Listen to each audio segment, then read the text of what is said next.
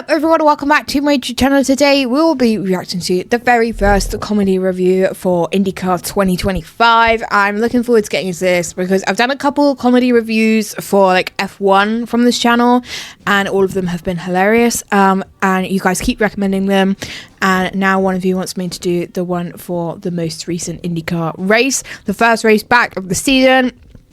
So yeah, I'm just gonna shut up and we'll get straight into it. Round one.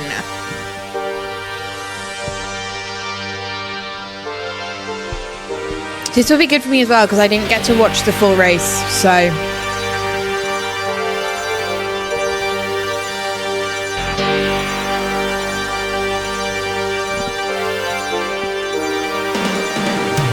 Our Indycar, America's answer to Formula One, except with more speed, actual excitement, and significantly higher chances of someone launching themselves into low Earth f***ing orbit because they thought passing Ferrucci was a good idea. The greatest series in motorsport is back, along with a host of new crash dummies, a brand new team, and some old favourites returning as well. Not Devlin's dog, however, that's still smeared over Chip Ganassi's front bumper. Oh, no. Anyway, this is all leading up to the big one.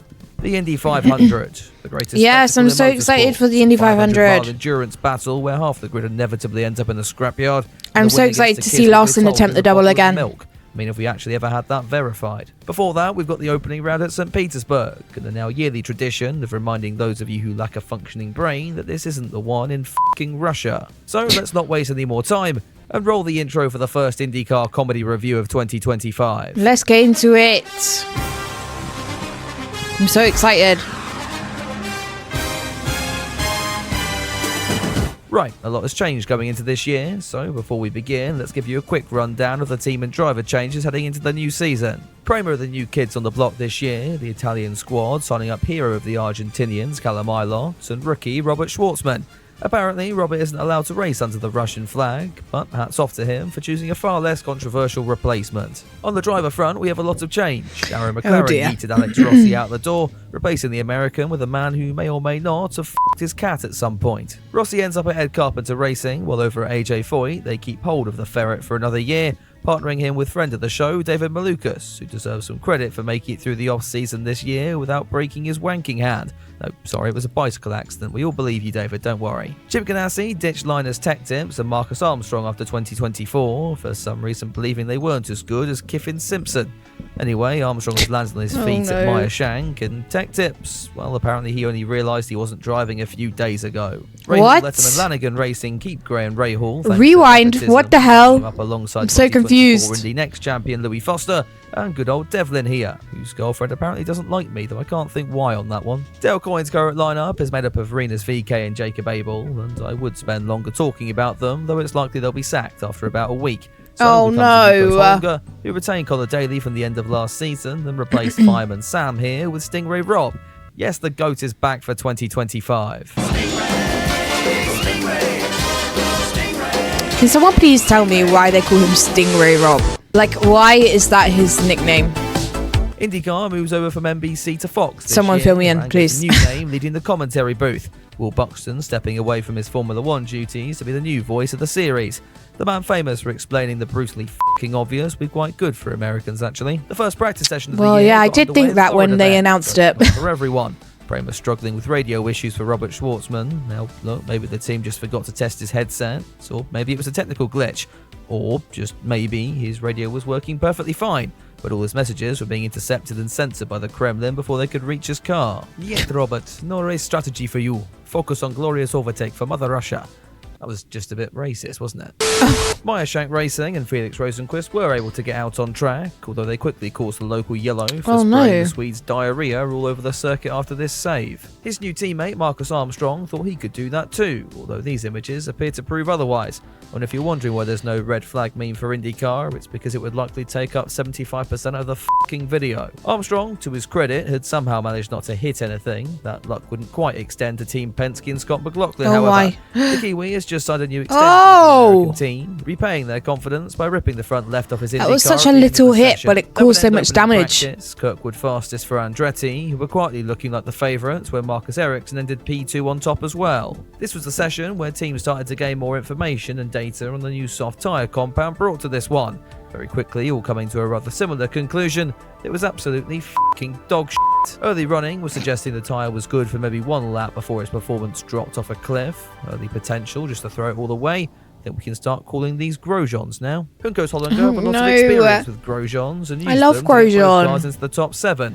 With Rinus VK I know he's not the greatest of all time, but by the end of the seasons as well. So high, in fact, that the team personnel weren't prepared for it and have reportedly all died of hypoxia. While the underdogs were enjoying themselves in the Florida heat, the more competitive side of the field were running into problems. Christian Lundgaard got distracted by a stray cat at turn 4, while Penske's present for Will Power on his birthday was some time off after the number 12 shit itself on the main straight. Graham Rahal was another to find turn 4 tricky, with Santino Ferrucci utilising the yellow flag as a perfect opportunity to attempt some overtaking. Oh my goodness. A pass as Graham Rahal sits disabled there in the corner. It's not the race yet. I don't think you're allowed to call people that anymore.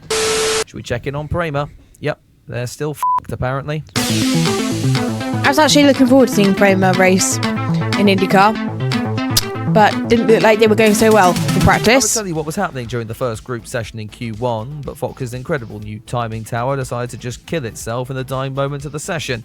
What I can tell you is that both Power and O'Ward ended up going out, while VK shot the world by making it through. The surprises continued in Group 2 as Devlin Di Francesco came dangerously close to looking competent. Alex Rossi, meanwhile, attempts to make the shots just keep coming. Laps, which works about as well as using a damp paper towel as a condom. The top 12 drivers were progressing to round 2, Maya Shank coming out of nowhere to get both of their cars into the final Fast 6.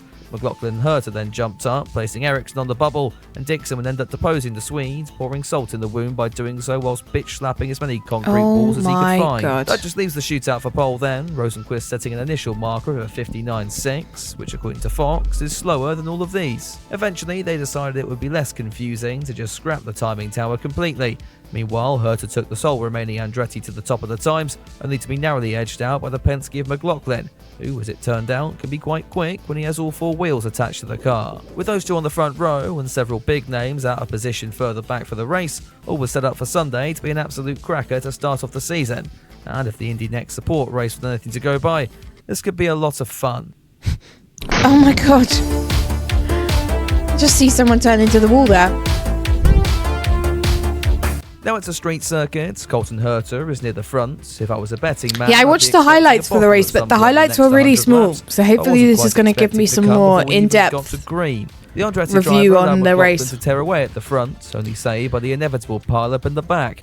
Will Power is quickly turning into the creepy uncle of the field, given he has this tendency to penetrate the rear ends of a lot of the younger drivers. Oh no, that's not a good reputation to have. This time round, with rookie Louis Foster also caught up in the chaos. Well, either that or he just wants to get a better view of the drama. With the pace car out then, Penske's advantage at the front of the field was eliminated, and after a round of pit stops, Scotty Mack found himself under pressure from the Meyer Shank machines on the restart. Ferrucci was on the warpath as well, almost taking out the driver ahead before realising that it was his teammate David Malukas. Another one on the move was Rinus VK, who was making a super pass on Carl Kirkwood, but this is Fox, so we're just going to cut away before we find out how it ended. The race was beginning to settle into a rhythm at this stage, making us wonder where names like Pato O'Ward had got to.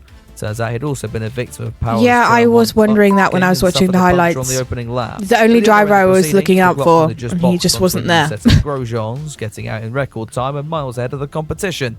The same couldn't quite be said for Herter, whose bottle manifested in one of the mechanics this time, who tried putting his rear wheel on diagonally. What? Dalton suspension is usually like that by this stage in the race. This wasn't quite the enthralling opening round we'd expected though, made evident by the fact that Scotty Mack's pass on the lapped Jacob Abel has managed to make it into the highlights reel for this one. The likelihood of a caution increased when Marcus Armstrong reported suspension damage on his Meyer Shank.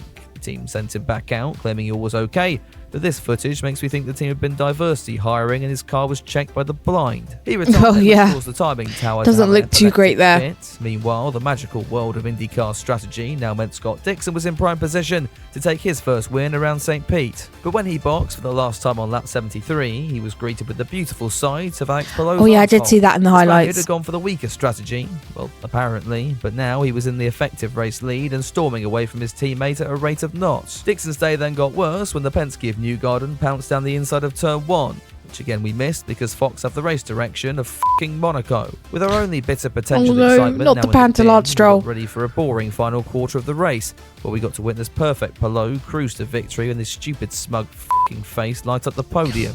What this race needed was a saviour. And hang on, do you hear what I hear? Stingray Rob.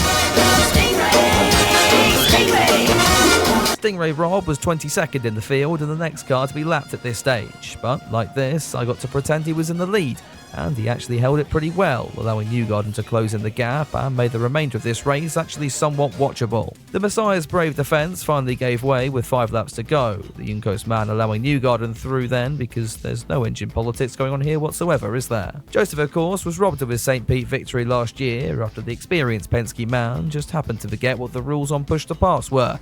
Now he was back with a vengeance, and with the possibility to make a final lap pass without... Oh, never mind, he's run out of fuel. The final lap excitement was instead Dixon getting by the 2 car as Palou cruised across the line to start his championship defence in style. Overall, not the most exciting of season openers in recent memory, although things did come to a head in the end, and we still have 16 more races to go. Well, that was a good video. It gave me a good rundown on what actually happened over the whole weekend for IndyCar, as I only saw like the highlights of the race. So practice qualifying, I had no idea what happened, so that was good to watch.